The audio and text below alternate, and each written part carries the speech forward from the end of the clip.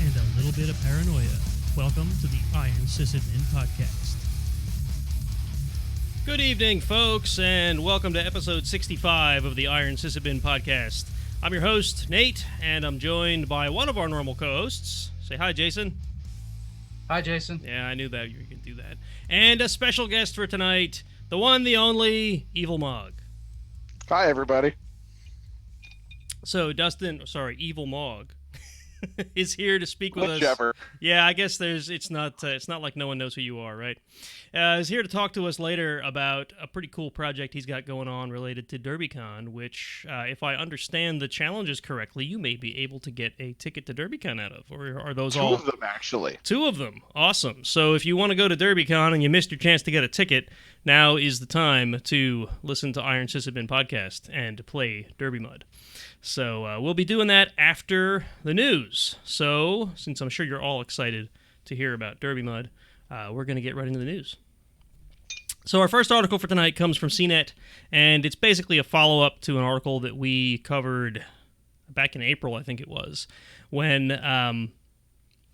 the Galaxy Fold, if you remember that, this is the $2,000 folding smartphone from Samsung, where they released it to reviewers, and reviewers almost immediately started reporting problems where the screen creased and it got dirt behind it, and they were peeling off the coating on the outside of the screen because they thought it was one of those plastic shipping protectors that phones come with. Well, apparently Samsung has fixed all those things, because it's a folding smartphone. Let's see here. They say a protective top layer that extends beyond the bezel, making it apparent that it is an integral part of the screen structure, not a dust guard you'd want to remove. That's one change. Reinforcements. They don't really go into any detail, but reinforcements to keep debris from working its way underneath the screen. New protective caps to strengthen the top and bottom hinge area, which had revealed natural gaps, yada, yada, yada. Metal reinforcements beneath the screen, and reducing the air gap between the fold's body and hinge. I still think that this thing is going to be fraught with peril, so buy at your own risk. How was that any different from any of their other things, like the Note 7 or anything else that sets themselves on fire? The Note 7 that exploded? Yeah, you're right, the exploding phone. So this list makes me think that they were having a problem with dust, maybe? And they didn't think about this beforehand? Yeah, right. I mean, who would think that a device that you keep in your pocket, like a smartphone, wouldn't get dust? Although I don't know if you can see this on my camera. You guys can't because you can't see me, but the stream can. Look at all the dust and crap that's in the speakers and the port on the bottom of my iPhone just from being in my pocket. Like this isn't a thing that happens, right? So yeah, imagine that smartphones get covered in dust. So if you're interested in a Samsung Galaxy Fold, you'll be able to buy one. They say September, but they don't list a date. They say they'll be a little more forthcoming on dates once we get closer to September. So they're basically promising it's not going to break on you and it's not going to set itself on fire. I don't know if they're promising that. Oh, sorry. I'm sure this is EULA. Yeah. I'm sure this is EULA that says if this breaks, sets on fire, or gets dust in it, you're on your own. Yeah. Smartphones may explode and get dust beneath the screen. They also the group that got in crap for their waterproof claims as well? It wouldn't surprise me. They're hands down one of the biggest manufacturers or most popular manufacturers of Android. So yeah, they got sued somewhere. Someone got sued for claiming their phones were waterproof because they had their phones in Australia or something being shown underwater. But the second they get wet, they get voided of a warranty. But their marketing is that, so they get some kind of antitrust fine in Australia or something. I mean, that sounds reasonable. All I really know about Samsung Android phones is that every month or two, when they decide to push an update for whatever they decide to push an update, a large string of expletives comes out of my wife's mouth, followed by 2 or 3 days of being utterly confused and frustrated with her phone. Outside of that, I don't use them. So. I still don't understand why your wife still insists on using an Android device. I don't know. Doesn't she use Apple everything else? Samsung sued by Australian consumer watchdog over water-resistant phones. There you go. She actually has a Windows machine now that she plays games and stuff on. So What? yes, turns out Windows. Yeah, I like Windows. Windows 10 is actually not bad. Who invited this guy? Windows 10 with Bash and You the whole know, Windows I mean, Linux and like they're getting better. I have to say that I don't fully disagree with Mog here. Windows 10. No, Windows 10 is not terrible. Ubuntu. It's better than Ubuntu and Systemd. I don't know if I go that far. I would agree that almost anything is better than Ubuntu. But you're not wrong. Windows 10 is not horrible. But I mean, isn't that damning with faint praise? Windows 10 is a better Linux than Ubuntu. I would say Windows 10 is better than any Windows we've seen thus far, with the exception of maybe Windows 2000. Windows 2000 was freaking awesome. Yes, I agree with that. Windows 2000 was my favorite. Yeah, if you disagree, fight me. I'll do it in the mud. Yeah. So maybe this year we'll bring the knives and we can fight at DerbyCon. So yeah, right. The knives that we have to get. I mean, Jedi, I see you in the chat. Do you still have the rubber knives? Because we need the rubber knives if we're going to fight at DerbyCon. You know, those stupid rubber knives spawned the longest Twitter thread. I know! To this date, and it's still running, and it's all my fault. I had to mute the thread. I'm not even sure what's going on. It's still going. I get dragged into it every once in a while because I had muted one portion of the thread, so it's like every once in a while I get dragged into it. So for those of you that don't know, there was a Twitter thread started by Brian Phillips on a Standard Friday follow about a year and a half ago now, or about a year ago. Yeah, it was before DerbyCon because it led into DerbyCon. Yeah, so it was pre-DerbyCon, and then so I made a joke about showing up on Iron Sysadmin and then some other podcast, and then people started joking about a rubber knife fight, and then Danny, I think it was yes. Danny. He invited you to be on Rally. Yes. And then I made a comment, hey, you should come on Iron Sysadmin too. And then it just Danny immediately got aggressive. Yep, and then it just went on and on. A giant GIF war that's gone on now, and people kept adding people, then sub-chains, then removing people, then adding more, and so this Threadzilla has branched so often that it broke everyone's tweet decks. Didn't people tag famous people and dragging all kinds of crazy? Oh yeah, that thing was an outright Twitter virus. Yes. It was a meme gone wrong. Yeah, it was pretty insane. Well, we hit the maximum number of people that you can CC in a tweet. And I believe last week or the week before, the 1 year anniversary passed that everybody jumped up and down about. So, I can't believe it's still going. going. I had to mute it because it was like every now and then it would just flare up and my phone would go insane. It might possibly be the most positive InfoSec Twitter thread I've seen. Because every week, it could be. It's certain people start posting about being Friday and hey, it's Monday.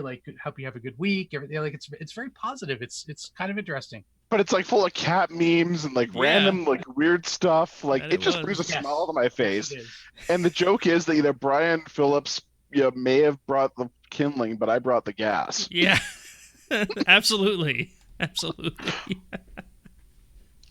So anyway, back on topic for at least just a moment. If anybody out there actually wants a folding smartphone, I want to hear from you. Send me a tweet or something and say, yes, this is a thing that the world needs, because I'm not convinced. Hey, I just watched the new season of Black Mirror, and the folding phones that they had on the one episode were they just worked. They were awesome. No, look, if I want a portable device with a screen that large, it has to be those holographic displays you see in like Jarvis and Dude, I just want a Google Glass that works, or an AR screen that's all transparent. AR I think is where it's at. I would go for that, or a brain implant. That'd be fine. I think Black Mirror got it right. The form factor they went with for, I forget which was one of the 3 episodes, but the form factor they used was it was literally a Motorola Razr, but it was a full screen folding. That's all it was. Interesting. And it looked great. There you go. I think that's the proper form factor. So somebody let Samsung know they have to watch Black Mirror to get this right. Just bring me back the Also- slide-out hardware keyboard. That's all I want. Yeah, I do miss those. $2,000 for a folding phone seems a little on the high side to me too. Well, Just buy a laptop at that Look, point, or a freaking pocketbook, or those little netbooks, or whatever else. If you look at the phone, right, there's pictures of it in the article. It literally looks like this is double the smartphone with a hinge in the middle.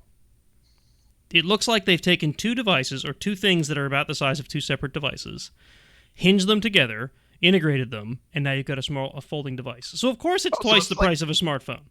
And So it's that's like the Ford exactly why Focus marketing- transmission with two transmissions bolted together, and there's an autocontroller mounted onto it. Yeah, there Right, you go. and that's exactly what marketing said. Oh, this is two smartphones. We could just charge double the price. Yeah.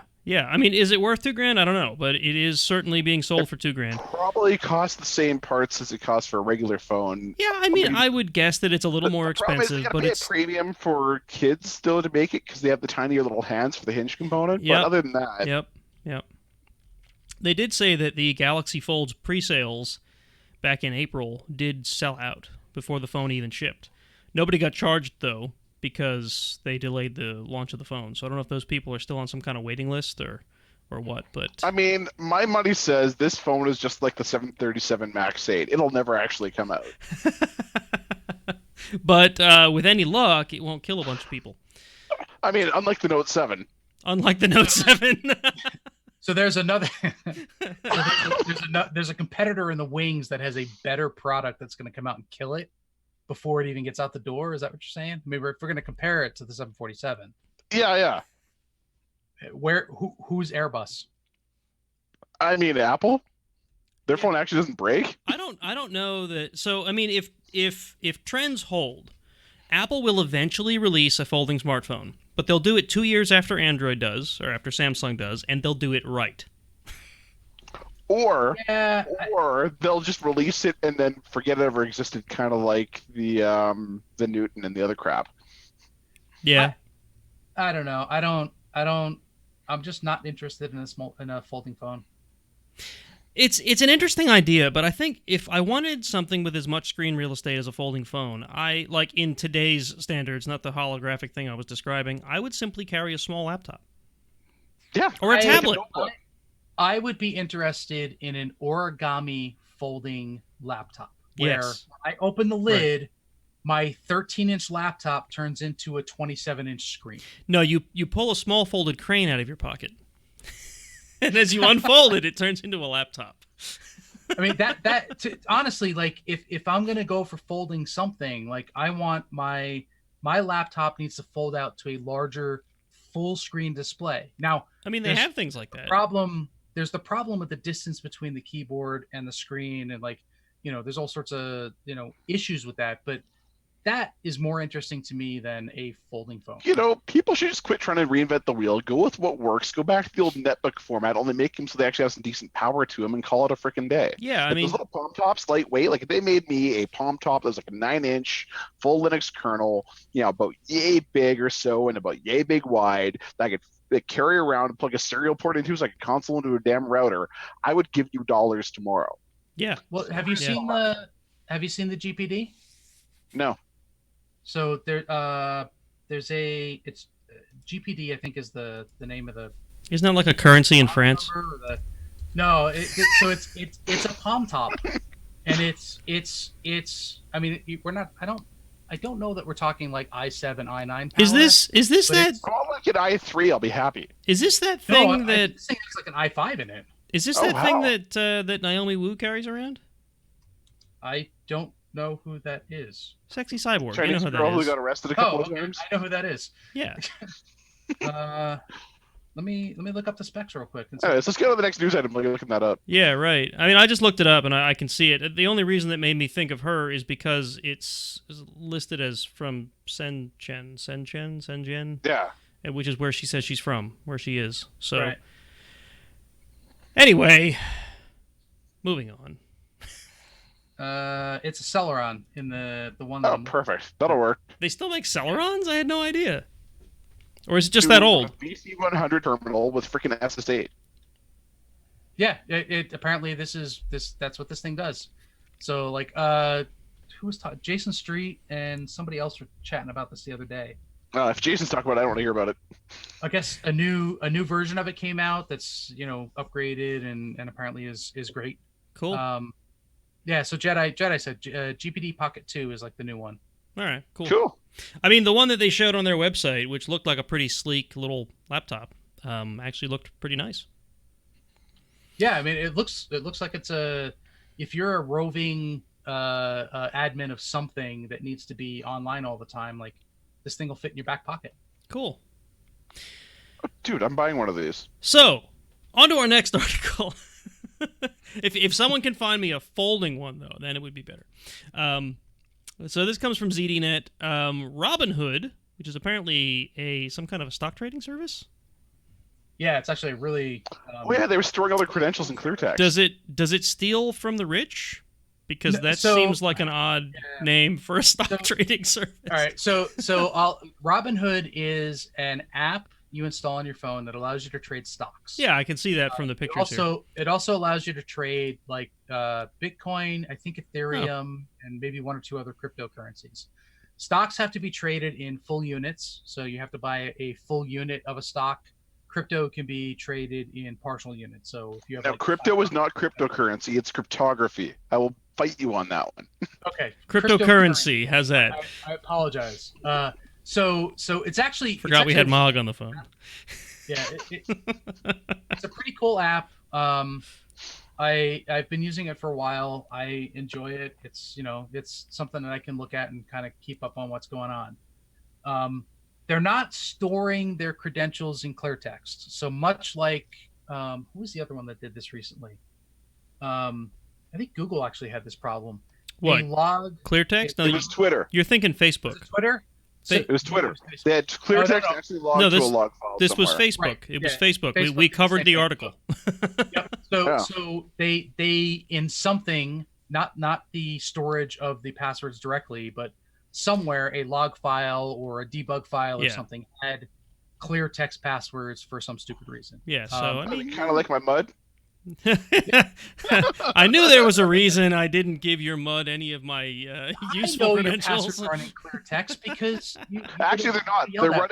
They're running in Salted SHA 1, but because you're connecting over Telnet, it doesn't matter. All right, I only use my bank passwords to log into your mud. If you did, I would laugh because I'm doing a paper on this right now. Once I finish doing the extraction, I'm going to post the results of everyone's password analysis at DerbyCon. Nice. I really think I generated it. No, wait. What did I do? I think I generated you a password from LastPass. So good luck with that. Half the passwords are test123 password. Mog's Mud sucks. There's a few others that I've already checked out that were hilarious. Nice. I actually gonna have to create a new account. I don't remember what the hell password I used. I can reset it for you after this. Now he's like, oh crap! I think I actually used a password I care about. I better make it. I better make it look nonchalant. To be fair, I put a giant warning when you log into the game now that says don't use a real password. Yeah. So anyway, I also connected to your mud with Netcat because we'll talk about it later. Yeah. So anyway, Robinhood has apparently given your passwords to their clear text storage engine, not the rich or the poor. So yeah, search on raidforums.com tomorrow. Interesting stuff. They also go on to say that they don't have any evidence that any of this was leaked, but they're recommending everyone change their password.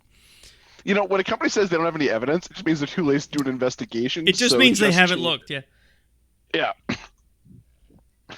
Because if they look, then they're compliant, or then they have to be responsible for things, have to report breaches. Yeah. I'd rather just say it's nothing and not worry about it. Because if you send your logs to dev null, nobody cares. Nothing to see here, but change your passwords. If you're declaring to everybody like, hey, we stored this stuff in a readable format, like, isn't that kind of a breach notification? Yeah, because somebody saw it. That's a sysadmin screw up. There's a difference. Yeah, right. Well, it might not be a sysadmin screw up. Don't blame the sysadmin. It could be a developer screw up. Or it could be intentional. Never ascribe to malice, but can equally ascribe to stupidity. But in this case, it was probably intentional. It could be security too. So remember, security is the one that's interested in those logs for watching. It's always the blue team's fault. Always. Because the blue team's really outsourced to India. Right. It's not the blue team's fault. It's the firewall's fault. And if it's not the firewall's fault, it's DNS. It's DNS. Otherwise, it's BGP. It's absolutely DNS's fault. BGP, yes, blame BGP. I miss playing with BGP so much. Well, I mean, you still could. It just isn't at the same scale you were used to. Go to China, they play with BGP more than the rest of us. Listen, I'm sure that ISP we used to work for would happily take you back, man. You could go play with BGP all you want. I probably could play with BGP. All I have to do is start announcing it, and I'm sure the ISP I'm on will start listening. Probably all you have to do is log back into their routers using the passwords they never changed. Dude, don't even log into the router. Just do a BGP announcement from your freaking home DSL router. They probably accept your whole route through the internet. Like Amazon will go through your DSL out of Wisconsin. Listen, you Philistine, we have cable here. Yeah. I'm sorry, the land of the free finally has cable. Yeah, it sucks. We actually had cable long before we had DSL here. Don't mess with my 20 It was a megs. It was a clear, open network, but we'll move beyond that. Okay, so the next article is from Vice, and this is another follow-up. At least I think it's a follow-up. Remember we talked about how these Amazon Ring doorbells were being used by law enforcement to track down criminals? Well, this is...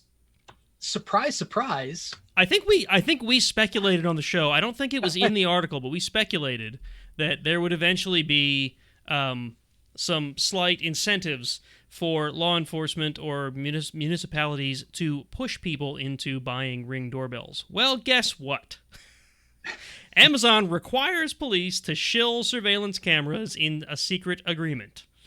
So let's see. This is the Lakeland, Florida Police Department is required to encourage adoption of Ring products as part of a secret agreement with the company. I assume the company would be Amazon. Yep. So this is the next level of home security slash what's the word I'm looking for? Surveillance state. Yes, surveillance state. You notice how both Amazon and the CIA are referred to as the company? And capitalism. Don't forget capitalism. So, good stuff here. So the short story is police can contract with Amazon to view the surveillance of people who have Ring products, provided that they opt in by default, and use that for, well, I mean, I'm sure they only use it for good in absolutely that are criminals. Absolutely. And now Amazon, or maybe still Amazon, is writing the contract such that the police that are signing up for this have to sell or at least recommend Ring products. Do they at least get commission? That's a good question. I mean, it says that they're incentivized, so I would think yes. Right? Like, we all know cops get paid nothing anyways. Yeah, so, I mean, how else are they going to get their money? I mean, yes, they do. They do. So, all right, hang on. Lakeland Police Department gets credit towards more free Ring cameras for residents. Each qualifying download of the Neighborhood Watch app, which is what allows them to... That's like the network, whatever, that lets you... Yeah. Will count as $10 towards these free cameras. Now, the Amazon price for wait. is $30. $10 toward a free camera. Wouldn't a free camera not require money toward a camera? They give them credits. I guess after you sell X amount, you get free cameras for yourself. I mean, that's not real commission. That's just free crap product that costs them $10 to make in China. What I'm guessing is that the police department, for as much as they can push this, they get a bunch of free cameras that they can give to people that can increase their, view of the world. And I'm sure they're giving the cameras to residents in areas that don't have any crime whatsoever. Like they would. Yeah. So imagine that, police being incentivized to sell Ring doorbells. Doesn't sound great. So moving along, we've got one more article, and this is, I mean, it's going to sound very familiar. You can substitute a couple words in the headline, and you can just there's a number of places this has happened. Again, from ZDNet, a ransomware incident leaves some Johannesburg residents without electricity. So wasn't it? What was it? Atlanta? This happened in recently, and then wasn't there a place here in PA? No, was it Atlanta or was it? I don't remember where it was. I'm gonna Google this now. Atlanta. I thought Atlanta was crippled for a while. I could be wrong. Maybe I'm thinking it was a relatively large city. For some reason, Atlanta sticks out in my head. So anyway, this is basically a ransomware infection at an electricity provider in the city of Johannesburg, South Africa's biggest city. Oh, in this South Africa's biggest city, and financial capital, has left some of its residents without power. It was Baltimore, by the way. Yeah, Baltimore here in PA, but I thought... No, Atlanta was attacked as well. Baltimore, Maryland. Right, Baltimore, Maryland. Here I am with geography again, guys. All right, so, basically the malware encrypted the company's database, internal network, web apps, and official website. So, guess what? Ransomware sucks, guys. Keep good backups. This is why you keep backups. And remember one phrase when it comes to backups. 1 is none, 2 is 1. Yes, absolutely. So, one. What's that? Three backups, 2 mediums, 1 offsite location. Multiple offsite locations, damn it. I want 3 offsite locations of 1 backup with 2 mediums. Wait. Sounds like a DEF CON shower rule. 3, 2, 1. Mm-hmm. Absolutely. So ransomware sucks, and this is a story we keep hearing about. So obviously people aren't learning from this, and they're not keeping good backups, because ransomware is pretty easy to recover from if you have good backups that are protected well. And cycled appropriately and tested and blah, blah, blah. Right. Different mechanisms. But and make sure your backup doesn't get encrypted. But that's all easy. Right. Yeah, don't mount your backups. Yeah, right. That's all easy.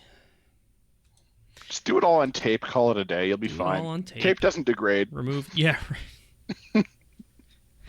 All right, and that's it for the news. Okay. Unless that's triggering PTSD, because previous company I worked for did all tape backups. I lost 2 years of work because the NTFS partitions had some sort of corruption, and they couldn't recover the directory structure, blah, blah, blah, blah, blah. And then they went to the tape backups, which turns out tape stretches, weirdest thing. Yeah, total unknown right there. And I had a lot of white papers to rewrite. I still have you beat. I had a data center literally on fire during Calgary Stampede while I was trying to recover. And the backup data center was 4 kilometers away in a flood zone. This sounds like poor planning. At least the one in the flood zone might not be on fire. We had to move the data center 300 kilometers over the course of 2 months. Wow. That's awesome. Nice. So there is one additional story that I added. Okay. Weaponized Bluekeep exploit. Yep. So we want to talk here. Bluekeep briefly. So Dustin, I'm sorry. Yeah, I can cover this. So what happens is, we all know about Bluekeep, right? It's the RDP exploit that was talked about on Microsoft Patch back in May. Technical details have been largely withheld because obviously this is really bad and it's wormable. Certain people have done some mild technical analysis. That's fine. Turns out the Chinese did a paper, all in Chinese, oddly enough, of all the technical details of how Bluekeep actually functions. Well, if it's in Chinese, nobody can read it, right? It's for fun. Then some English folks translated it all and published step-by-step how to run the execution. Foiled again! Now, the method they're doing right now will cause blue screens, but there is another method that I've been informed of that once they find out how to do it will lead to rapid weaponization. And there's now a company, Immunity, God love them, they sell Canvas for like $25,000 a seat. They are now selling weaponized Bluekeep exploits commercially. So if you haven't patched now, you should probably patch, because if Immunity has it, someone's probably bought the license and then just done a PCAP dump of the whole conversation against the honeypot. So I guarantee you it's like either DEF CON or just post DEF CON, somebody drops a live exploit. I just don't run any Windows servers. So, I mean, or, don't expose RDP to the freaking internet and make sure you turn on... Wait, what? NLA. How? Listen, if I don't expose RDP to the internet, how am I supposed to get in to manage my server? VPN like everybody else. What? That's with complicated. multi-factor authentication and stuff. And that VPN thing, that slows me down. I just need to get right in there, do my thing. Just connect over IP6, you'll be fine. Yeah, right. No one uses that. Except for hackers. Except for hackers. And DerbyMud. No, DerbyMud's available on IP6. Cool. It is. Right, so we'll have to cover that then too. All right, and I think that covers the news. There's no more other articles in there I missed? Not gonna? Okay. No. Okay, let me go ahead and play our transition then.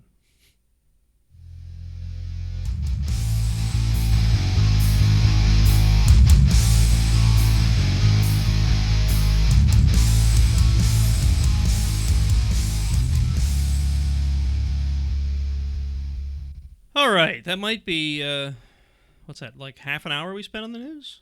Weird. Even with Mog here. I know. How'd we do that? He took everything over. Sorry. What? I didn't What? need to. I'm back. Okay. I'm sharing shit. I need to find a way to tell Zoom to not auto-maximize when people share a screen, because that's totally going to mess with the stream. I think there's a setting for that. Yeah, but I don't even know how to... Hey, you invited a hacker to your show. I'm going to hack stuff. Totally. I don't even know how to get into the settings on this player, because on Linux... Hey, no hacking my Zoom. I got rid of that web server. On Linux, the UI is so different for Zoom that I don't know how to change the goddamn settings. Well, maybe if you use a real OS like everything else, switch to BSD or something. Why would I do that? Here, I'm going to move this over to this window. Yeah, use a real OS like BSD, then Zoom won't run at all. Yeah, right. And you just can't run Zoom for anything. All right. So anyway, we will go over some basic announcements before we get into DerbyMud, which everyone's waiting for. So first of all, I wanted to announce, since this is a sysadmin podcast, that tomorrow is Sysadmin Appreciation Day. So everyone go appreciate your sysadmins. Buy them coffee and donuts. Yeah, we expect gifts to be sent to the normal address. Yep. Absolutely. We need gifts. Yeah. Yeah, sysadmins like cupcakes, they like donuts, they like coffee. And beer. Yeah, except those of us that are counting calories because, ugh, god damn it. Coffee. Lots and lots of coffee. Coffee. Coffee has no calories. I drink lots of coffee. Until all that crap you add into it, right? That's usually the problem with coffee. No. Black coffee only. We all know most sysadmins have stopped drinking regular creamed coffee after they've done the last 3 a.m. freaking phone call. They have to go slam some caffeine in and wake themselves up. Right, or change at 4 in the freaking morning. Yeah. Right. Death Wish is a wonderful, wonderful brand of coffee. I recommend it.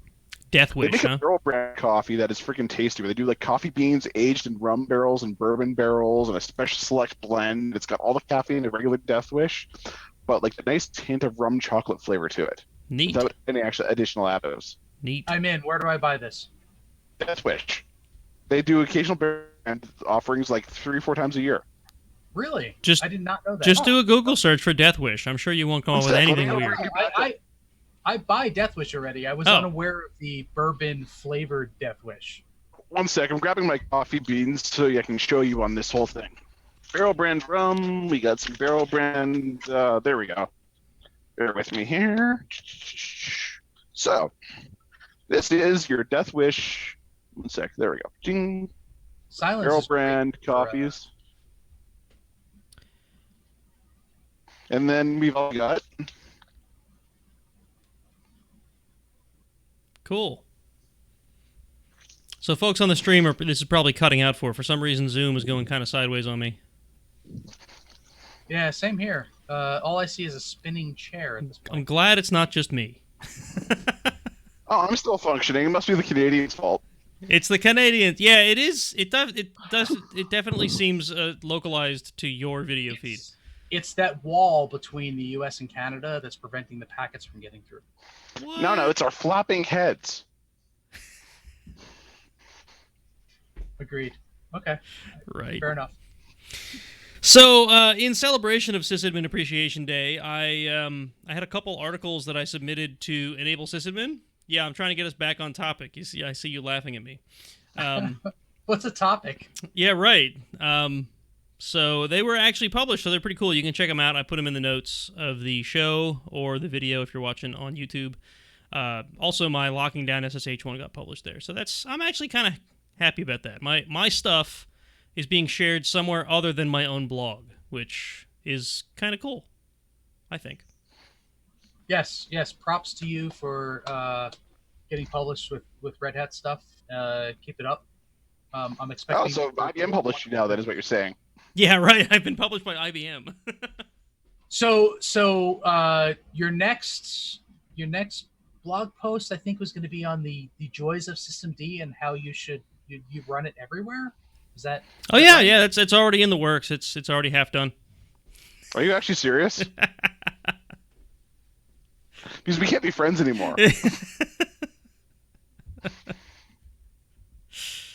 Well, I mean, you work for IBM. IBM now owns Red Hat, so you need to convince IBM to convince Red Hat to take systemd out. Oh, don't worry. I'm talking to Ginny, and I will do whatever pressure it takes the X-Force Red to go pull out systemd. That abomination needs to die in a fire. You have your chance, man. You have your chance. And if anybody can do it, you can. Yeah. I mean, how else did I get the email address evilmog@ibm.com? Yeah, right. You have leverage somehow. That one. Yeah, I agreed. I mean, okay. It's not only my alias. That's not an alias. That's my primary login to every single system. That's pretty cool. I like it. Pretty cool. Like people, like they closed the loophole because of me. I'm sure that's not the first time you've uttered that sentence. I feel like they closed the loophole because of me. I think you created the loophole and they closed it after you. Probably. I did actually. So what happened was I found the IDR or the ID management system / self-service, etc. And I claimed I changed my name on marriage. Nice. To get new alias, and it was an automatic approval rather than manual approval, so it just flowed through. All my access magically disappeared. I got terminated in every system, and then magically I reappeared 3 days later with a new name. New name and everything. Nice. That's cool. And then they didn't take it back? Why? Because it was 6 months later when they discovered it, and it would break too many systems because I was embedded into too many processes. That's awesome. You are a living example of technical debt. Yep. Well, it'll take too much time to fix it. Leave it the way it is. Nice. Yeah, that which doesn't kill you makes me stronger. Yeah. So, all right, do we have any other announcements before we move along into reviews? Nothing pressing, I don't think. No. Did you guys pick dates for B-Sides Delaware yet? You said, did you have dates last time? No. It is. You had a month last time, I think, not dates. Yeah, I'm pretty sure it's happening in September. I'm trying desperately to get dates. It's getting a little long in the tooth trying to get the stuff out there. Well, so, September is pretty close to now. I'm aware. If people are going to make it to your conference, you may want to release a date. Yeah, we're pushing. I think it's coming down to contract negotiations. So I think we have dates, but we can't announce them until the contract is signed. Well, I'm going to tell you, it would be a lot more convenient for me if you'd avoid September. I will let them know. I'm sure that they're going to take that into consideration. Do that. Let them know. As long as it doesn't, interrupt DerbyCon. Yeah, it'll be like right in the middle of DerbyCon. That would be ridiculous. Well, since most of the right, there's staff at DerbyCon. Yeah, since most of the group staffs at DerbyCon, I don't think that's going to happen. So maybe they'll just host B-Sides Delaware inside of a conference room at DerbyCon. I like that idea. Yeah, have a conference. There anyways. Conference in a conference. Why not? It's a meta conference. Yeah. So anyway, reviews, there are none.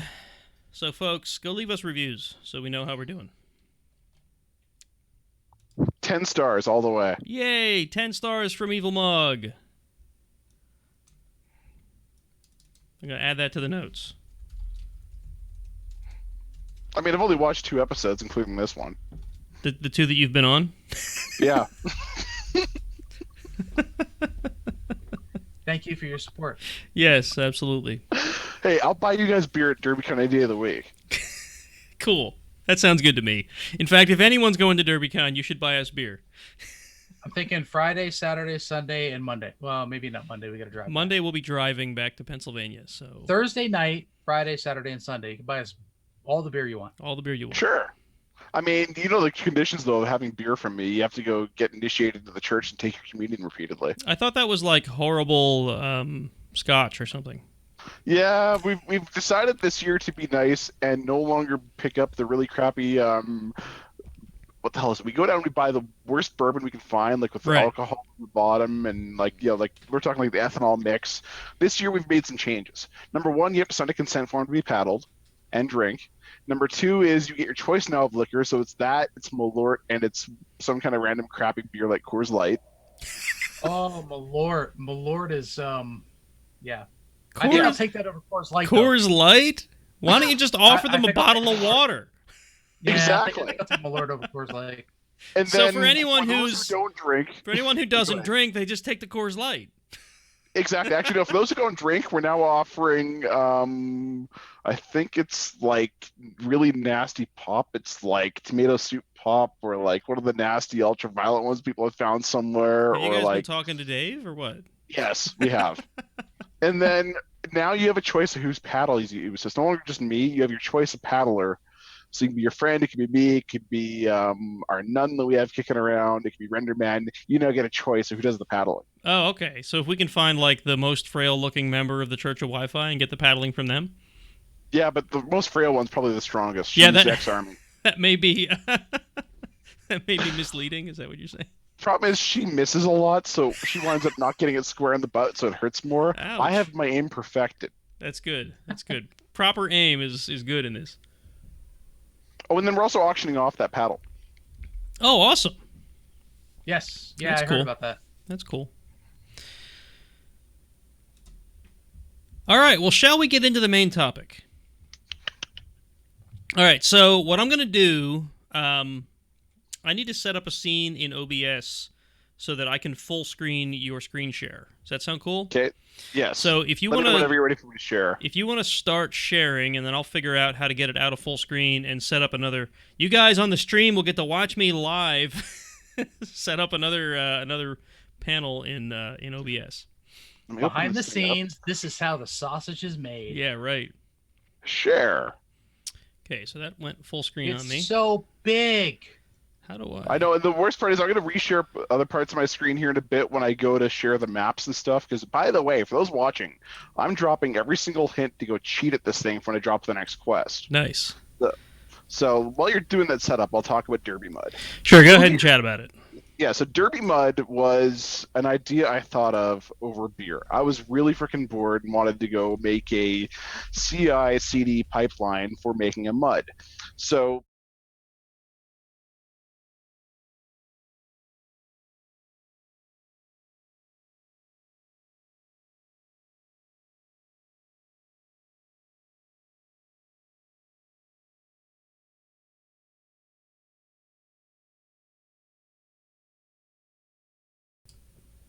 Okay, people can hear me right now. So, folks, hang on a second. I have to get all the audio added back in here. You guys aren't on. I am.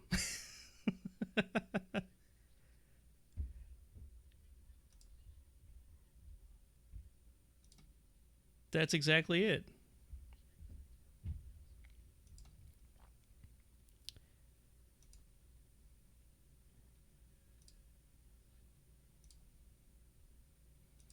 The podcast. Okay, so I think everyone can hear us now. Can you folks in the chat let us know? Can you hear everybody? Yeah, in about 30 seconds. Yeah, in maybe about they'll 30 let you know. seconds. Oh, I see Jedi saying he can hear me. This makes for really awesome podcasting, right? So let me add hear me Zoom now? in. The joy of learning how to run different bits of the framework as you're doing the podcast. Well, no, I know how to do all this. I just didn't. it's all my fault. 'cause I I'm just sharing didn't. shit. I just didn't think about it before we got. Hey, people can see the show notes now. Let me fix that. You know, Iron Sysadmin derailed behind the scenes. Yeah. Okay, so why? Remember the time they had that jerk Mog on the show and he derailed everything with a screen share and all of a sudden you can't hear crap? He did, totally. No, everyone can hear us now, but I can't. Why is it not? Not maximizing? Zoom meeting? Why are you not showing the damn Zoom meeting?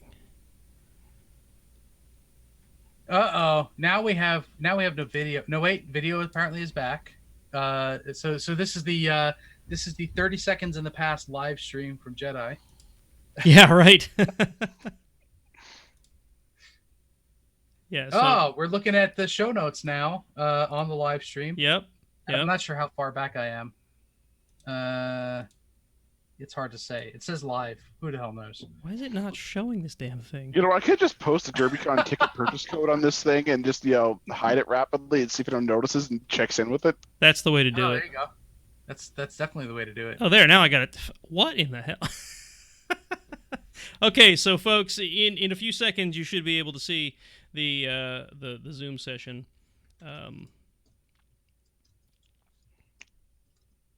Oh, now we see. Wait, no, the Zoom screen was on. Now it's gone. Yep. Yeah, they're about 30 seconds back. This is the funniest part of this whole show. Yeah. All right, so while you're doing that crap, you guys can all at least hear me. Yes, so... people can hear you now, so that should be fine. Awesome. So DerbyMud was spawned because I was really, really bored, and I used to play a lot of MUDs when I was a teenager. And I used to go torment people on a very particular variant called Lars Penso C, or LPC MUDs, or LP MUDs specifically. So I decided to make myself a Python LPC generator, and then I wrote shell scripts to generate the Python scripts that then generate all the LPC, because quite frankly, I'm not writing thousands of lines of code. I am... I get really, really freaking bored. It's kind of sad. So now that you guys all see my magical screen, here is my magical MUD. I'm going to show you how to log into it. It's really simple. Don't use Netcat, by the way, because it breaks. So you clear your screen. I don't have Telnet though. Install Telnet in your Mac with Brew, damn it. Or go get a MUD client. What was the one I found for Mac? It's called like Mudlet or something. Mush client. There's one blowtorch for your freaking Android. There's. I'll bet there's Telnet in a container that I can run. Just install Telnet via Brew. So people are giving me crap about how to why I was using Telnet, because all the MUDs use Telnet. All of them. Yeah, right. If you're gonna make a MUD, it's got to be period appropriate, right? So like this, if I type in, I'll enter my name. I'm Iron Sysadmin. Is this correct? Yes. Bang. Oh, look, enter my password. PASSW0RD. Yes, that's a real password. Don't use your real passwords here because I'm doing research on this later. Oh, shit, I broke my game. What have you done? I'll be damned. What have you done? If this game's actually broken, I'll be shocked. I can fix it later, but that's fine. The demo gods. You've angered the demo gods. So here's my magical little game. You wind up in a open field, but I'm just generally curious to see what actually happens. Let's try this again. New care. I might have just broken something earlier, which is fine.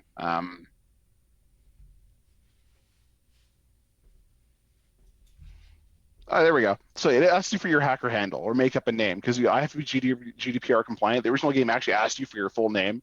I don't care. So I'm a bored monkey. It could be your email address. Obviously, the email address I'm asking for is only to reset your password, or in case I feel like giving you a prize. Please make sure it's real, or don't. I really don't care. I'm not your mother. I'm not your mother at blah.com. Enter in a website. Evil Mog sucks. .io. Yeah, I know. There's only one race, human.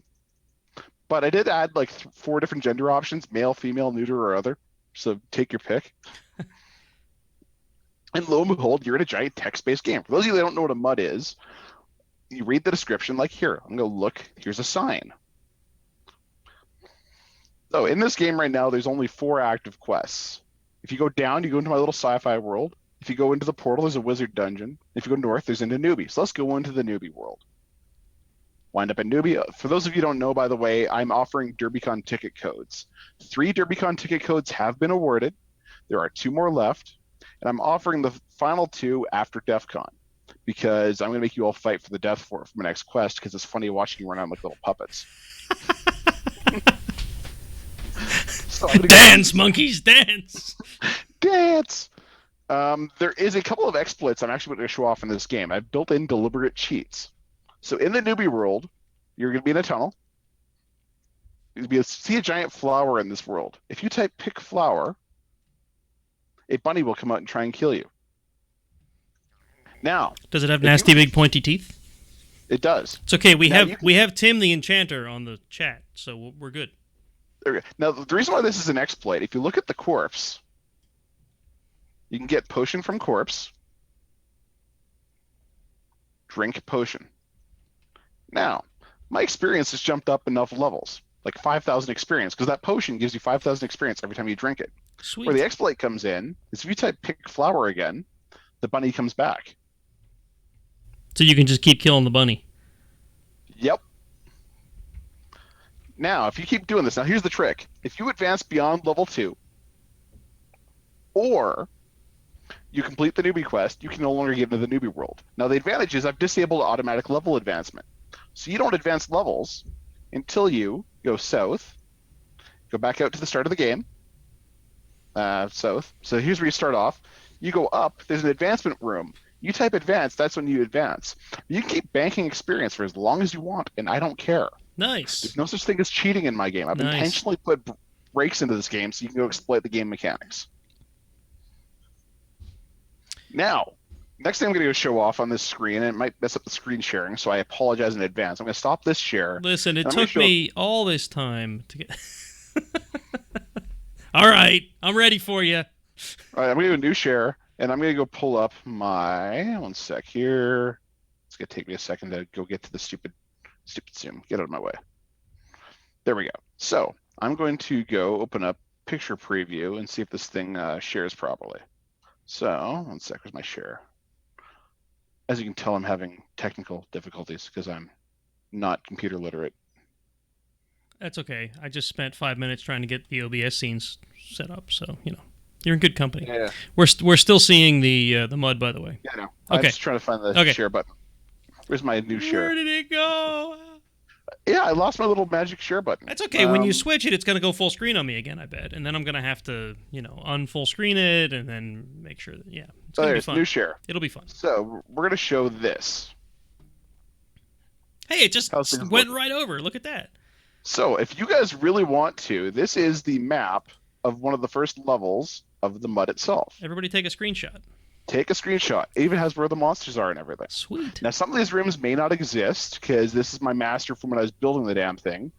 But the whole game is right now built off a whole compass system. So when I show all these things, I'm going to go into how the compass system works and where you can find your stuff. So this is the first one. Everyone take your screenshots. Get another 2 seconds. Now we're going to the next one. And let me go reduce share because I have to go change the image so I'm sharing. 5 seconds. 6. Oh, there we go.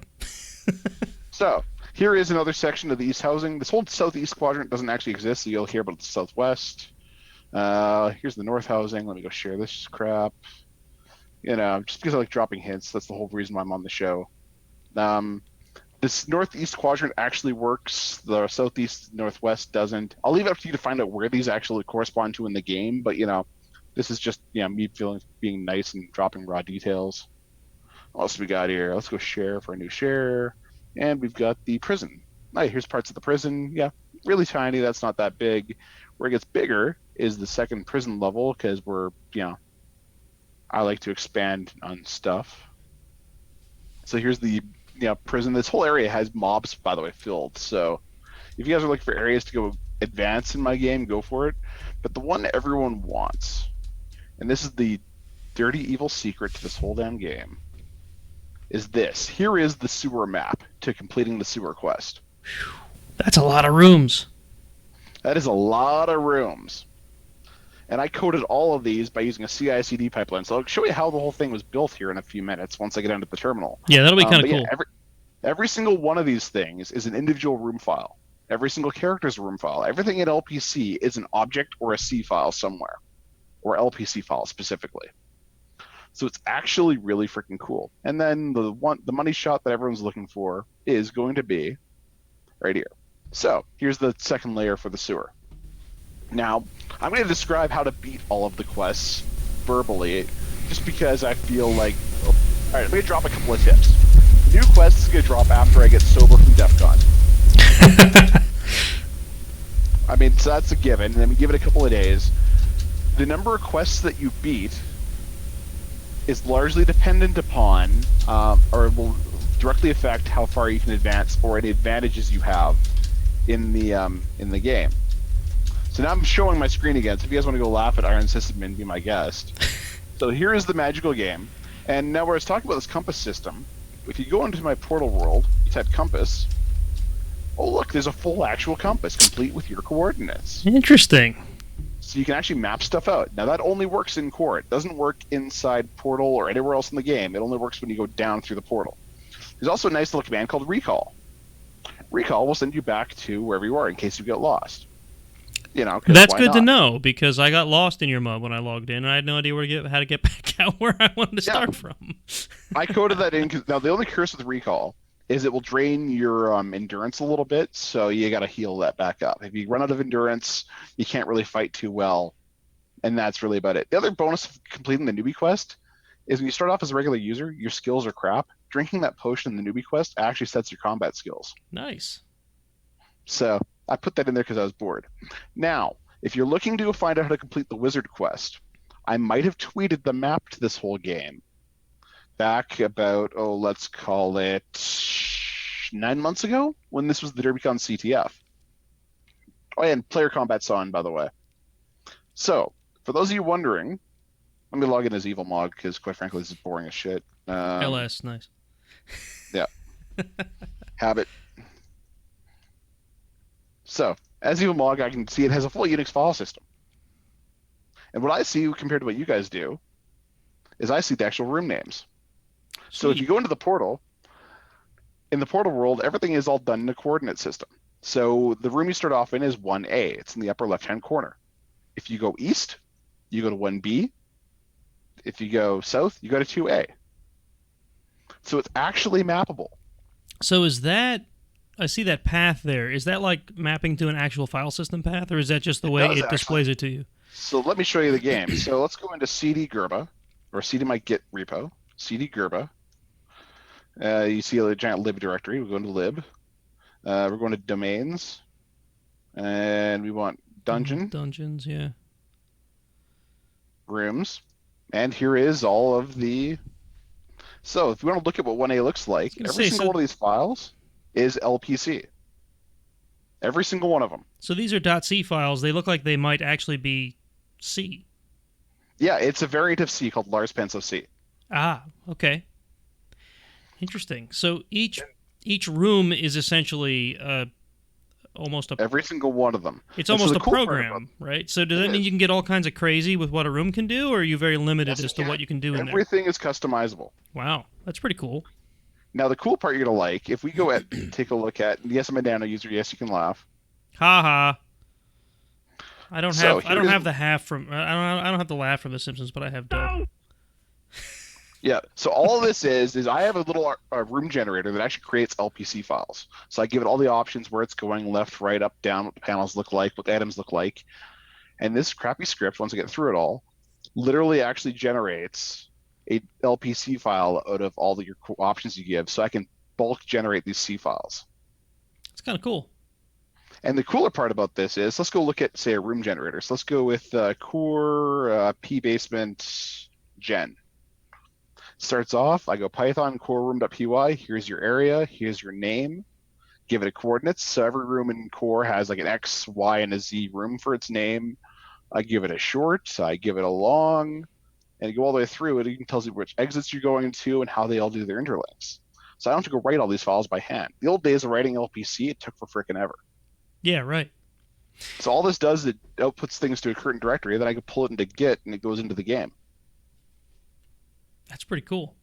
So so you have something at the other end on the game server side that's pulling the Git repo and rebuilding the... no, I SSH to the box. So all I do is I go SSH git at DerbyMud.mog.ninja. I love that domain name, by the way. Yeah. CD Gerba, CD lib, git pull. Cool, already up to date. And then if I want to go update the whole game, telnet DerbyMud.mog.ninja, port 4000, Evil Mog, Warm Boot, recompiles the whole game live. Nice. I don't have to log out to do anything.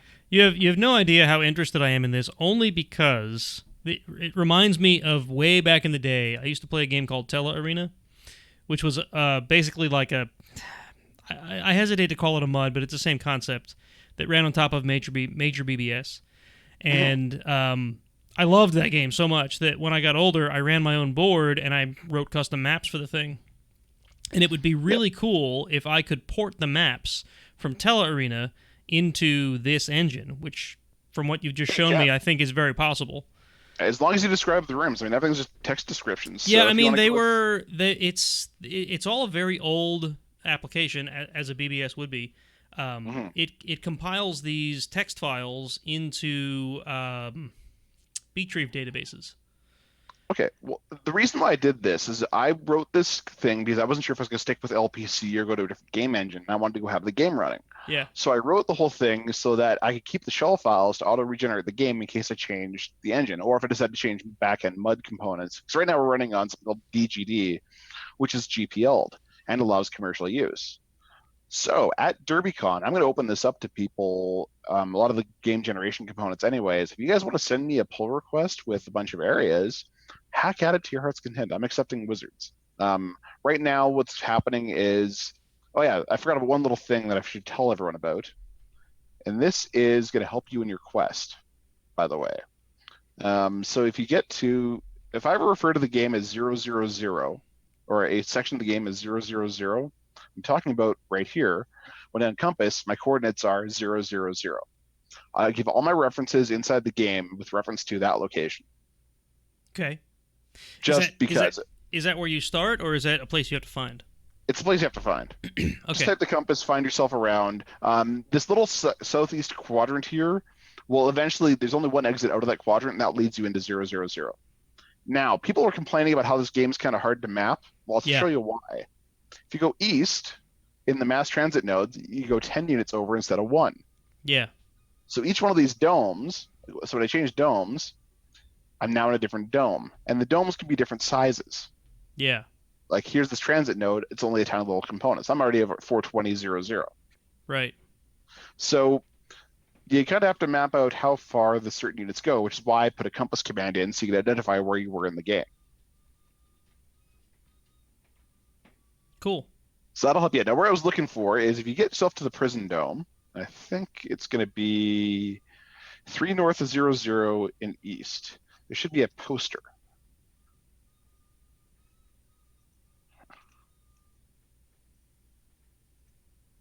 What the hell's it? Oh, damn it. Now you can't find your poster. I've got posters behind me. You want to look at one of those? No, that's fine. In here, there's of course, you guys can't see me. Sorry. It's going to be... One second. Let me grab this. You just passed it because it says small posters been placed on the wall. Where? Right there. Where you? Back one. There. Right there. There we go. So if you press this button, a red button, you may want to push it. That's a nice subtle hint. Oh look, there's a lockpick. Yay! Now the cool part of this lockpick is if you go northwest. I did see your hint about you may want lockpicks, so now everyone knows where to get lockpicks. They're behind the poster, guys. Yeah, there's also I'm selling them in one of the shops, but they're for free at one location. So you see this door's closed. If you type lockpick. Yay! Is there some kind of skill associated with that, or is it just the fact that you have lockpicks? If you have the lockpicks, I haven't even had a skill to do it. It's just a flat-out cheat. Now, the reason why this is important, in the sewer quest, there are certain doors you can't get through without finding the key. Most of the quest is finding the key. Like you go down, you find Arnie, you kill him, you grab the sewer tracker, you find the hidden pipes in the sewer. Because the thing is, in the sewer level, there is not, or some of the exits aren't visible in the game, like how it says exits here. You have to look, it'll say like a pipe is jutting out. If you type pipe, you'll go into the pipe. You also look at the pipe as well. So you have to go, the way the sewer quest works is you have to find Arnie, find the tracker. He'll tell you, here's your tracker. You find a sewer access card. Then you go down to sewer control. You turn a pipe, and that gives you a sewer key, and that gets you in. That allows you to enter into the steam room generators to kill the stupid mob. If you have the lock picks, anywhere that's actually locked out, you stick lock pick and it bypasses that whole game mechanic. So, just as a trip for beating the sewer, because quite frankly, I was lazy and yeah. Well, no, It's one of those. I like it in that it is related to what red teamers do, right? You're not going to go find the key. I mean, you might go find the key. Maybe you can pick the lock, right? Yeah. So, And that's the thing. This whole game is I'm intentionally putting cheats into it. Most mods, they don't want you to cheat. yeah. I want you to cheat and tell me how you did it. In fact, the quest I'm going to be unleashing, everyone's getting sent to prison. Everybody. And in fact, once I send everyone to prison, you can't get those lockpicks. Right. So get now while you can. So if you have lockpicks, when you go there, you'll have them already under your tongue Exactly. or something. I'll let you keep your entire inventory. Now, here's the other thing. This game has player killing turned on. There's no restrictions on killing other players. So, if you're lower level than you have the lockpicks, and a higher level player doesn't have them, they can just kill you, take your inventory. That's unfortunate. Yeah, and that's also by design, because during the DerbyCon CTF last year, instead of solving the CTF, everyone just started finding and blocking the way to finish the CTF, and then started killing each other. It was a bloodbath. It was hilarious. I actually had forgotten that you included this mud in the DerbyCon CTF last year. Yeah, so the DerbyCon CTF was all that portal section. I just ported it over and brought it over as an extra giveaway. So I've given away 3 quests. The way it worked was first person to complete a quest got the token. So the first quest was Pottles. You had to find and kill Pottles of the gerbil. The second quest was the sewer. You had to find and beat the sewer. And the third was the wizard quest. You had to find the potion in the wizard quest and drink the potion. Those quests are still live, and every quest you complete gives you a quest point. Certain quest point amounts will allow you to bypass certain sections of the next quest or the final quest. I haven't decided which. But for the 4th quest, I'm dropping everybody in prison. You have to go find people and then eventually don't drop the soap in the showers to get out. And then from there, you have to go find who wrongly imprisoned you and kill them. Nice. And once he does that, everybody gets released from prison. Oh, okay. And then no one else can complete the quest. Well, they can Obviously. complete the quest. It's just, I'll leave a quest start token. You guys can complete it. But what happens is when you complete the quest, the game will give you a DerbyCon ticket purchase code. Then I check the logs. Once first person to use the ticket code gets your DerbyCon purchase code on Eventbrite, and then that code's no longer valid. So it's kind of you have to complete the quest, then rush to go complete your checkout to get it. Right, in case someone else finishes it too. Yeah. And then I comment out the code once I notice checking the logs, and then I go on to the next quest. Right. So I might drop one this weekend depending on how bored I get. I might just do something evil. We'll see. There are evil clowns in this game, and they can and will probably kill you. Awesome. So map out the game. There's a whole bunch of killing areas. I recommend looking at the maps I've given. There's some stuff that's not in the maps, obviously. Level your asses up because it's going to be handy when the player killing frenzy starts. And there's also shops now in the game as well. So if I go type recall, you can actually grind yourselves up really nicely. So if you go north, east, I made an auto dock. So he sells a blade, and that blade's only 1,000 credits. And now if I want to go kill Autodoc, because I want his credits. So the Autodoc dies. When the corpse decays, they leave credits. Okay. You can get the credits and go buy shit. Or buy stuff. Back in this game, we've got a small blade, which is 1,000 credits and actually does reasonably good. I might drop a sword of 1,000 truths in here somewhere that, slays everything instantly. And then the other cool thing is you can buy potions that increase your stats. Yeah. For 10,000 credits. As you would expect. I might drop places that drop ridiculous amounts of credits, like a mining station, so you guys can spam Bitcoin mining or something stupid like that. But, the shops aren't quite in. I code them as I get around to it. And I get really snarky with my room descriptions sometimes. Like, hey, Evil Mog's board doesn't feel like describing this room, so imagine that you're somewhere cool. That's the way to do it. Also, there's stuff I like would expect snark. Oh, yeah, there's tons of snark in this. There's also stuff like there's rifts in reality because there's lots of coding errors in this game. Because I took a mudlib that had 80% complete and then just stuck my stuff on it. So the game's not even remotely balanced. Bugs are encouraged and expected. So this is basically my giant playground to torture you guys to give away 2 free ticket codes. Sorry, not give away 2 free ticket codes, give away 2 ticket purchase codes. Right. So you still got to pay dollars. So I have to ask you, you obviously are working with the organizers of DerbyCon to do this. Otherwise, you wouldn't have these ticket codes, right? Or did you like go buy tickets and put them in here? No. I messaged Carl and Dave, and because Dave loved mud, so I'm like, hey, Yeah. I've got some giant mud system, and I've already black badged and I have tickets from I've got 5 years worth of tickets from Hacker Jeopardy and all the other shenanigans I've done and speaking, and I'm ticketed up the wazoo, which is why they just downright black badged me, called it a day. Yeah. So I said, look, give me these extra tickets. Can you just give me ticket codes so people can go buy tickets? Yeah, you know what? Your way is far more random than our random 100 person. And it's arguably more fair. Yeah, right. I mean, it actually takes you have to go do a thing to get these. It's not just exactly. It doesn't require technical skill like most CTFs. It's just whoever's bored enough to go put up my torture. Well, and not just that, right? So with the 100 ticket spurts that they're giving out, it's like if you don't see that and do it in the first couple seconds, you miss out. Exactly. Versus I give people a week notice, drop random codes through. I got 2 more to give out before DerbyCon, so I figure maybe one this weekend or maybe one just during DEF CON or after DEF CON. I'm like, I'll do an announcement sometime randomly on Twitter. So follow me on Twitter, evil_mog. I post about DerbyMud all the time, as you guys can attest to. Yep. And I drop random cryptic hints. The other cool thing is when you log in, there's actually a boring website for this thing as well. So I'm going to go to the website. The website actually gives hints once in a while. Cool. I feel like being cool. So let's go to derbymud.mog.ninja, and don't laugh at my HTML skills. I'm going hardcore, ghetto on this. So let me go share. New share, and there we go. Come on. There it goes. That's a beautiful website. Right? No, you know what? You know what? This is perfectly fitting. Considering you're running a mud, this is the exact website I would expect. Exactly, right? And so I drop hints on there. I drop hints on the message of the day. I drop hints on DerbyCon or on Twitter, and I drop hints on the DerbyCon Slack. And sometimes I'll drop them on random locations and just forget about it. And, I talk shit all the time. It's the way it works. So yeah, if you have any questions, great. If you complain that's only Telnet, I don't care. And by the way, do not use your production password, because I am doing password research on this later on. Completely, it's terrible. I'm the biggest jerk on the planet. That's okay. And there's plenty of warnings when you log in to this extent. So. Yeah, let's go highlight this just in case no one can say I didn't warn you. So we're gonna quit. We're gonna log in. See right here. Highlighted. Yeah.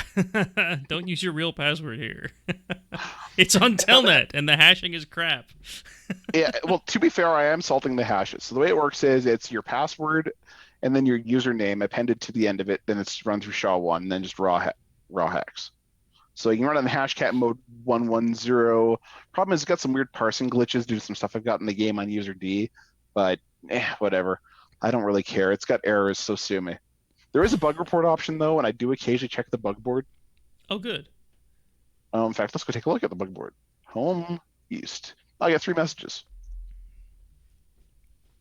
Why are the lizards human? That's a very good question, because I'm too lazy to write quests. And bug boards are best. Read number 2. Yeah, the Fighters Guild doesn't actually work, and I disconnected it. Sorry, not sorry. I don't actually reply to your tickets. There is no JIRA. There is no SLA. And I do randomly shut down the mud and delete everybody's objects. So, I mean, you get what you pay for. Yeah, right. You want to run a better mud, go run your own.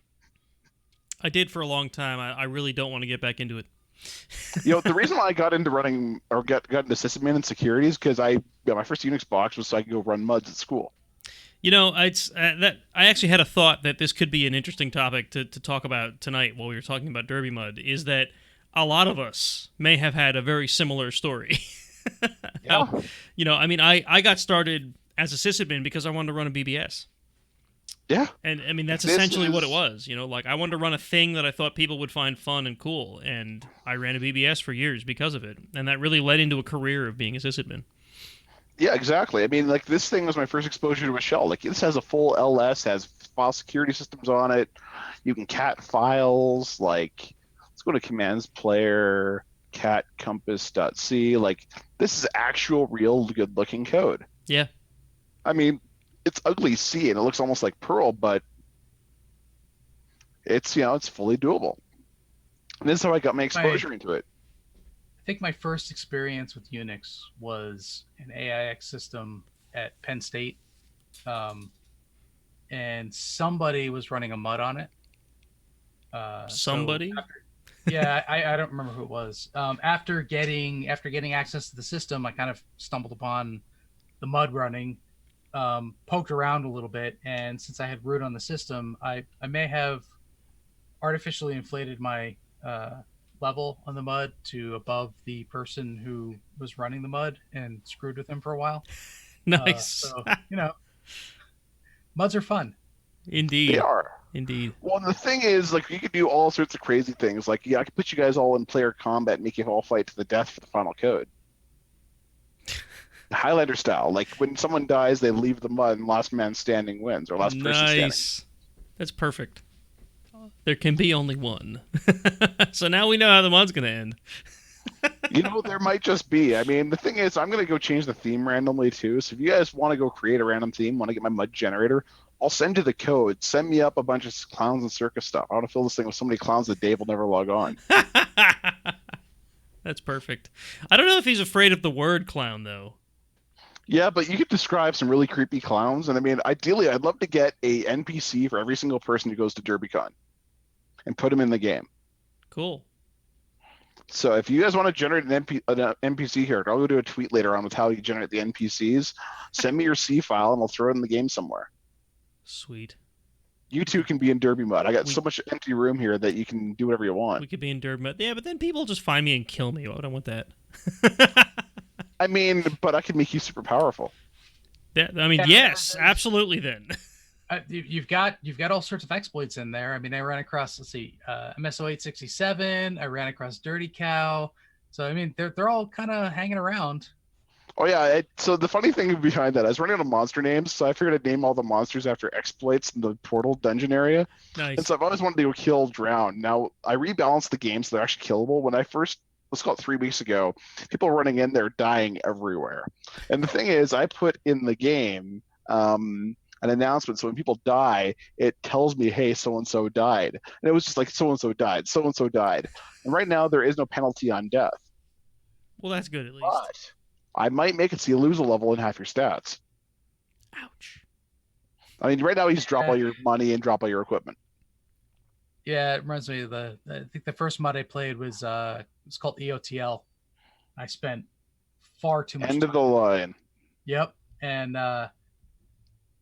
one of the of course there were trolls on there. And I had made myself up to like, I don't know, level 20 or so. And some troll came in and just started attacking me and killing me over and over again. And I tell you what, I was level 1 in no time. Yeah, that'll happen. By the way, another pro tip, you can type CMDS. It tells you all the commands you can type. That's handy. Yeah, there's actual help in this that actually sort of works. Cool. Yeah, Arena didn't have a very, very forgiving death mechanism. When you died, anything you had on you was just gone, period. No one could pick it up. It was just vanished. You had no corpse to go loot. Yeah, I think most of the commands on the screen right now we can't use. And it was such a pain in the butt to get levels. Man. This is bringing back like nightmares of dying in Arena. Oh, yeah. And that's the coolest part about this whole thing is, there's a killed by command. I forgot about that. Sweet. I didn't realize that was there. Learning shit about my game all day long. Yeah, there's MOTD commands. There we go. Yeah, it tells about the brutal ripoffs, and here's my random announcements about stuff coming in. I never actually followed through on it. Yeah, no longer advancing levels. I changed it. Oh, here we go. Here's all the hints. This tells you exactly how to find all the quests. Sweet. Like, I was actually nice. Oh, and by the way, here we go. You'll want to find lockpicks. Go search the prison. You don't get much more direct than that. Go find some damn lockpicks, trust me. I mean, when I'm telling you find lockpicks, you're gonna want lockpicks. I mean, you have to find the stick of 1,000 truths and somehow save things somehow, right? I might put some evil sysadmins around here running around killing people like randomly because they've have some uptime and stuff. Or if you walk into the room during a Sev 1, they all get cranky unless you have coffee. There you go. That's perfect. You have to Your quest will be to bring the Iron Sysadmins coffee. Like coffee, like actually coffee in your inventory if you come in with coffee. The sysadmins all have to be some spawn of BOFH. Yeah, right. Or PFY, or I'm gonna put you guys in my game now. I mean, I started off as a network engineer. I mean, I'm already brain dead from BGP. Me too. But yeah, if anyone's interested in helping out, I'm going to do some random walkthroughs and workshops and stuff at DerbyCon, because why not? Part of this game is going into the DerbyCon CTF, or I might just run my own and offer drink tokens. Cool. Maybe we'll put a copy of your mud in my Derby, and I'll wear it throughout DerbyCon. It only uses, like, I'm running this on a DigitalOcean $5 a month VPS, so it's like, it'll fit inside a Raspberry Pi. Oh yeah, absolutely. I mean, you'd be surprised what'll run on those things. It'll fit in a W0 or whatever it is. That's what's in my hat. So yeah, that'll work. Cool. It would actually be pretty awesome if my Derby became part of the official DerbyCon CTF. I could probably arrange that because I do donate the wireless and stuff to the whole system. But then people might tackle me and take the hat. I don't know if I want that. Do an auto destruct so if the tackling and the hat goes offline, all the characters get destroyed. Right. I'd pay to see that. What? See me get tackled at DerbyCon? Yeah, why not?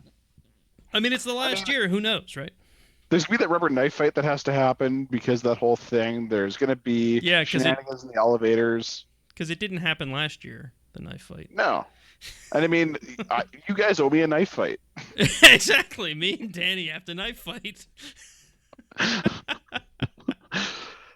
should actually program gambling in this, and I should program Hacker Jeopardy into this game. There you go. That would be awesome. Virtual Hacker Jeopardy in a mud. You have to answer in the form of a question in order to pass the quest. And if you fuck it up, they set you back to level 0. Yes.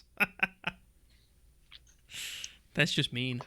If anyone else has any evil ideas, I'm completely down for implementing them because, I mean, I'll put in clowns, I'll put in circuses, I'll put in Hello Kitty, I'll put Burning Man in here if we have to. Like, let's make this game weird.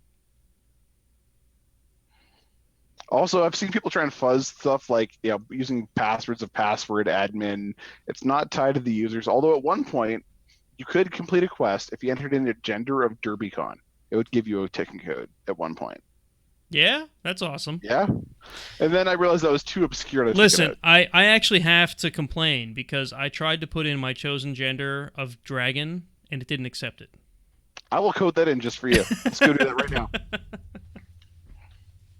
Because why not? All right, so let's go to CD Derby. I need to find the race daemon. Find --name race.c. Let's go to GRPA first. CD lib. All right, cool. We found the race. So we need to go delete standard race or edit standard race. Yeah, don't delete it. That would probably not work. No, that's not the one. I need the other one. Standard body race. So we nano. And wait, it's not race. We don't gender. That's what it was. Yeah, right. I did say dragon, which is generally a race. Yeah, no. Sorry. Surprise, it's in the same place. Yep. Parrot. Oh yeah, so there's a hack in this game. You can't set it yourself, but if you set your race to parrot as a wizard, it auto makes you an admin. Sweet. Same thing with the wizard, but you can't set your race to wizard. Okay. But I put that in there as a hack at one point. That might get turned on in the actual DerbyCon CTF mud. Because last year the solution was to become an actual wizard. Yeah. And then from there, you had access to go edit var www. And there's Apache running on that serving that web page. which means you could upload, I don't know, some PHP shell in there and get root via a reverse shell connection, figure out how ed works. The only curse was you had to quit and relog in. Spicy Weasel actually completed this quest, but they forgot to log out and relog back in at the end of it. Mm. Oops. Or someone else did the right, but it wasn't Spicy Weasel, it was somebody else. Anyways, so we want to go add in Dragon, you say? Yep, Dragon. You know what? I'm going to make you a BOFH because, yeah, I don't actually accept demands. Return BOFH, and now he's going to do one more edit, which is going to be find dot dash name user d.c.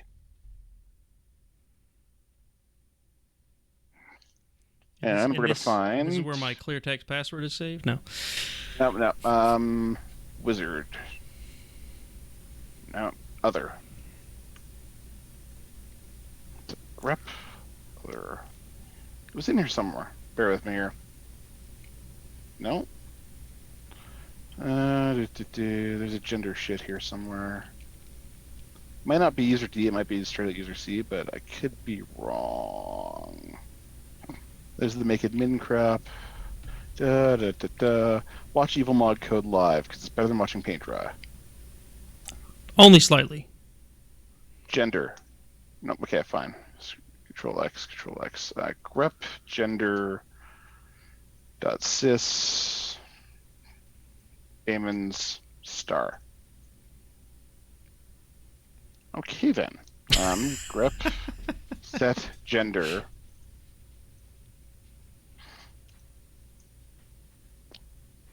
It's gonna be in commands. It's in user C. Sorry, not user DC.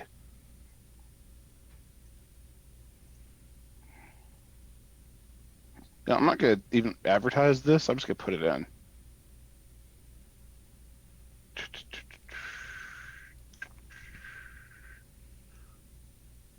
If I can type. I can have a gender of DerbyCon. Yep. Yeah, he just said that. In. But yes, string equals B, or string equals BOFH. I might turn these back on sometime randomly. You just never know. It's like a free pen test.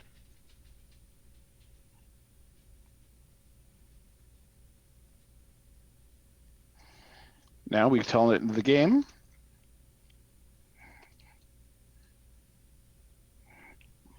Yeah, see, it's IP6. Sweet. I know, I'm in the 21st century. There's no SSH. Except nobody else is, so. There we go. Now we go quit. People.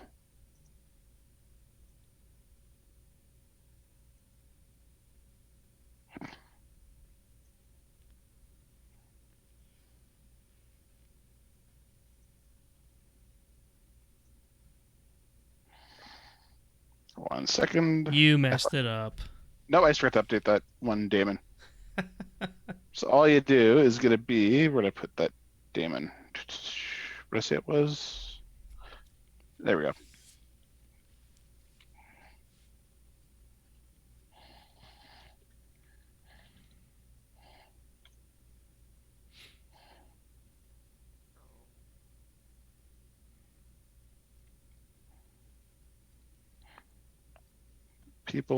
People, and people.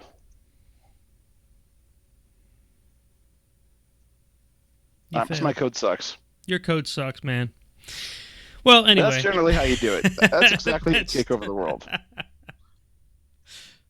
See? Yeah. So eventually the whole thing would, in theory, work and then add itself in. I know what I fucked up. I know exactly where it is. You gotta go add it right in here. No, that's not right. One sec. If equals other. Yeah, whatever. So it'll eventually work. It just takes a couple of reboots where you shut down the system a couple of times. At some point, you'll be able to set your gender to BOFH. Congratulations. Actually, yeah. Or I'm just gonna cheat. He's just gonna go ahead and restart the mud right now. Yep.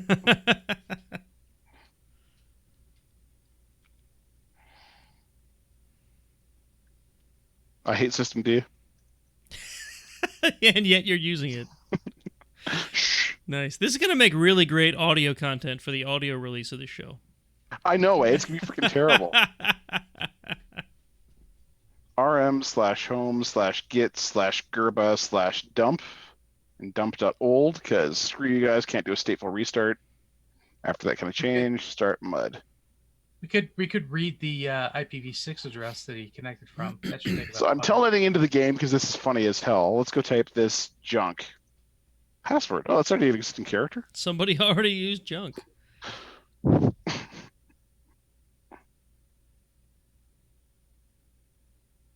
Mog sucks. GDPR sucks. And it's a goatc.io. Oh, God, don't. All right, so my code doesn't work. I apologize. I'll make it work tonight so you can be a BOFH. You did it wrong again. Man, what's wrong with you? I can't code worth crap. You know this. Yeah, I guess that's right. So this has been Live Coding with Mog. Yep. So anyways, the game works. Go get your damn ticket code. Yeah. I might just get bored and just hand people random crap.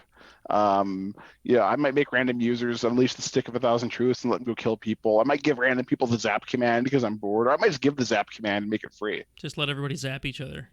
Yeah, as dude, long as why they not? as long as they can figure out that they have the zap command, right? Oh, I won't announce it. I'll just make it. I'll copy it to the regular player directory and be like, "Hey." Realistically, we all know this is just a ploy for me to get all your passwords and give it a DerbyCon ticket code at the same time. So Totally. I made shenanigans abound. That's exactly what it is. Also, I'm also giving the Illuminati full access to the game so they can go write their own little sections. So the IP might throw random things in here. So, you know, there's a giant conspiracy here to get your DerbyCon tickets and paddle you from the Church of Wi-Fi. And that, my friends, is DerbyMud. Some people would enjoy that. All right, let me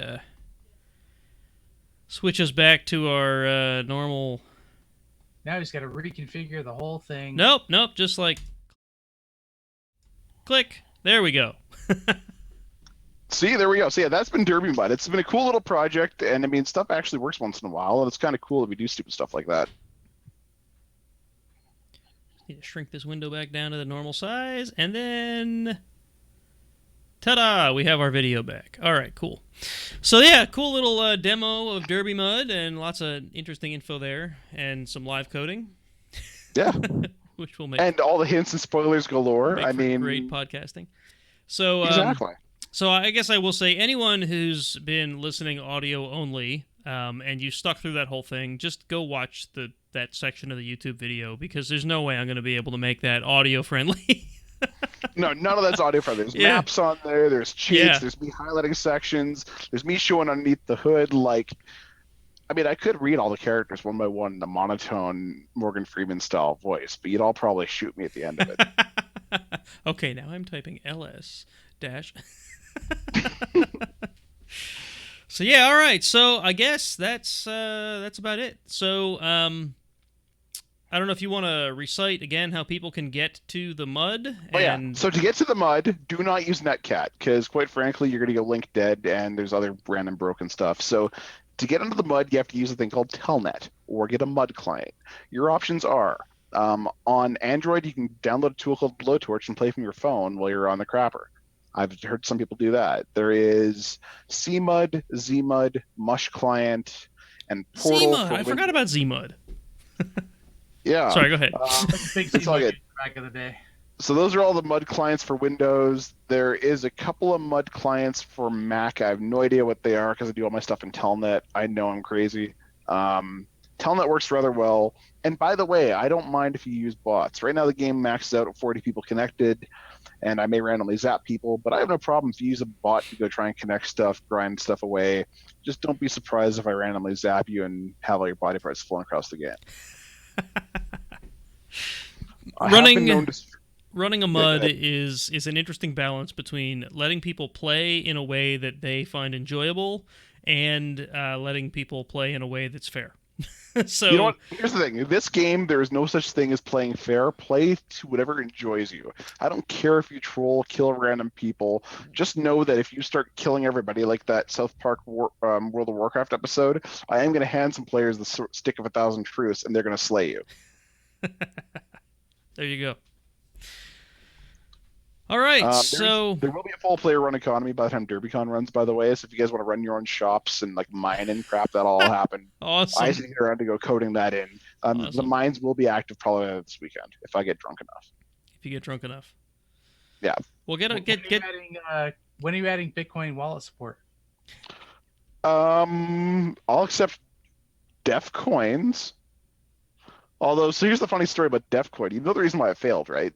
Yes, I saw your talk on this. Broke it. Speaking of, I want to share this before we leave. This is freaking hilarious. I'm going to show my DEF CON rejection letter for when I got DerbyCon, when I broke DEF coin. This rejection letter is epic. One second, I'm not going to get my email here on rejection. Then I'll share it here in a second. Ruin your nice, shiny everything. So. You're going to share again? Do I have to? Yes, I am. Sorry. You're going to hate me. But this is funny. This screams hilarious. So. I'm going to read this out because everyone needs to hear this. Hang on just a sec. Let me. And now it's tiny. Weep. There. Now people on the stream should be able to see it. Well, kinda. I mean, your font's a little tiny. Can you make it bigger? That's better. Okay. That better? Yeah. All right. So it reads off as your standard blah blah blah rejection letter. Review board has reached a decision for your submission. Unfortunately, we're not accepting your talk. Breaking the crypto economy, how we crushed the DEF coin economy for DEF CON 22. Blah blah blah. The usual rejections. In the end, I tried to provide feedback. Normally, they don't give you the full review board feedback. So here's where it gets interesting. There was a consensus that we felt what you did was unfair. You chose to route against the working towards something for fun for the community. Instead of working with us to test and work with the community of miners in coordination, you made it hardest for others to join in and have fun. The spirit of DEF coin is doing something fun, blah, blah, blah. You chose the selfish route to gain 1 million coin. As a yes, you stopped mining. We appreciate it. But here are some of the conversation snippets. It just comes across as a lone gunman releasing all the party balloons so no kids can have them. Working against DEF CON, then asking to speak about how you worked against DEF CON isn't going to win you any fans. I guess you're right. Right? I vote no, although he is correct. He did piss off a lot of people mining them the way he did. I'm not clear if the vulnerabilities he plans to share are applicable to other coin thingies or whether they only worked at DEF CON because the number of players is relatively small. To be fair, I warned them when they launched this thing that you should not clone Litecoin because I had like 80 GPUs at the time and I wasn't afraid to use them. Yes, I remember the talk. Folks, in reflection. Do you remember which year it was? I think it was like DerbyCon 6 or 7 that you spoke about this? 5, I think. Was it 5? Confessions of a Crypto Cluster Operator. Yeah, so go look up his talk. It is quite entertaining, and I think some of it was done off the record. Yes, a tiny portion of it was done off the record because we were discussing my cluster size at the time, and then someone released my full cluster size at a Usenix 15 paper, so the cat's out of the bag. Because at the time, I was speaking under pseudonym only without my real name. Someone leaked my name, my cluster size, and my company. Terrible. Yeah, anyways, in reflection, I've noticed that when it comes to some things DEF CON contest, the desire to win is encouraged for obvious reasons. Blah, blah, blah. They're also not playing fair. You don't always have to play fair to say it's unfair, so therefore equals bad is not a binary thing. So they got all kind of they kind of agreeing with me in this case. Participants are aware that no holds barred. Hackers in general don't play fair. It's counterintuitive to achieve knowledge in many cases. Hackers break things, sometimes they have to fix it, but nonetheless, receiving the feedback as the party that was broken can be difficult to accept, and compounded more so when it's two parties of hackers. The board felt the possibility of causing more drama between the organizers yourself was not worth it. Now, the funny part about this rejection is I am the first person to cause a 51% attack against a production commercial blockchain and forged transactions. It wouldn't be for 3 years later when people are able to do 51% attacks against things like Bitcoin, Litecoin, Dogecoin, using their giant crypto components. So we were the first ones to do it, and we were rejected by DEF CON 22. It's 27 now, so 5 years ago. I want Nikita to sign this. They were just mad that you ruined their currency. Yep. And now the funny reason why this got even more pissy is you guys all know what Crack Me If You Can is, right? You know I'm on Team Hashcat. Yeah. So we stopped mining 2 days before Crack Me If You Can. The block confirmation times went from a minute to 3 weeks. So it broke coin droids. They had to lease coin or capacity on GPU farms, something like 30 grand to make coin droids work that year because of us. I mean, the fact of seeing all this and all of a sudden everyone's talking about blockchain testing and I'm seeing blockchain talks all through DEF CON, it just proves I was right. And I'm not bitter. I just think it's funny as hell now, and I just thought I'd share. Because this is we talked about at Who's Slide, or not Who's Slides this, we talked about at Drunk Hacker History.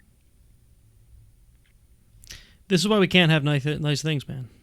Yeah. Well, the funnier part about all of this is I'm competing in Hacker Jeopardy because I've won 3 times in a row if you count ThoughtCon. And then I'm helping judge Whose Slide Is It Anyways, thanks to Danny and Gru. And then I'm also Drunk Hacker History, and I'm also helping Dan Crowley run the Destruction 20 CTF.